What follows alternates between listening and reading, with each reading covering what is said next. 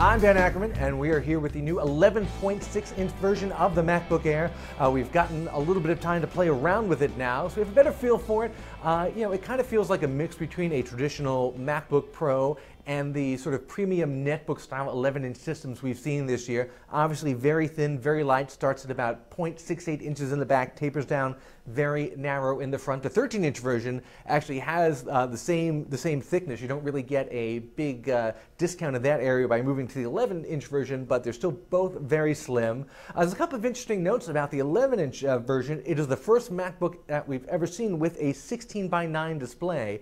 This is actually a 1366 by 768 native resolution display. That's pretty much the laptop standard now for anything between 11 and like 15 inches. You've also got a very familiar flat, widely spaced keyboard. If you have any other MacBook experience, you'll recognize this. And of course the same large multi-touch touchpad, and of course it uses the same sort of multi-finger gestures that the other MacBooks all use. If you're familiar with the original MacBook Air, you'll be pleased that instead of just one USB port, there are now two USB ports, one on each side. There's no SD card slot on this 11-inch model, however. Internally, this is actually a lot closer to the white $999 basic MacBook than anything else. It's got an Intel Core 2 Duo processor from that older line, along with NVIDIA's 320M graphics, rather than something from the newer Intel Core i3, i5, i7 line. It's an ultra-low voltage version of that processor, but it still seemed pretty zippy in our anecdotal use. And the NVIDIA graphics are at least as good as what you'd find on the white basic MacBook, which is perfectly adequate for basic gaming. Inside, it's basically all battery. They've taken the hard drive. It's an SSD drive, but it's the flash components inside the SSD drive. They've just kind of soldered those right onto the motherboard rather than having it in a traditional hard drive case, so there's more room inside for batteries, and you should get about 5 hours of use on this, and Apple claims if you just close the lid and leave it alone, it has up to 30 days of standby time, which is actually kind of similar to what you'd get from an iPad.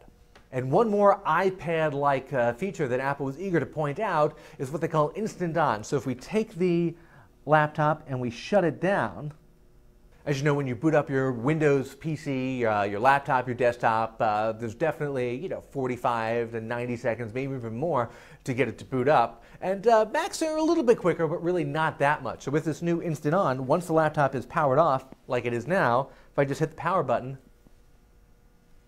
let's see how long it takes to turn on.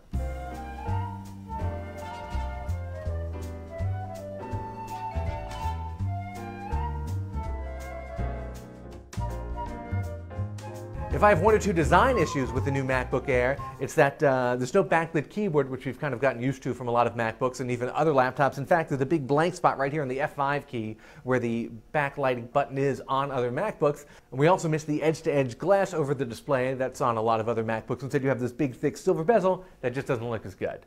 Other than that, we've heard people asking for two big things from Apple over the last couple of years. One, a smaller MacBook, and two, a less expensive version of the MacBook Air, and this guy starts at $999. So Apple has pretty much combined those two wish list items into one system. I'm Dan Ackerman, and that's the new 11.6-inch MacBook Air.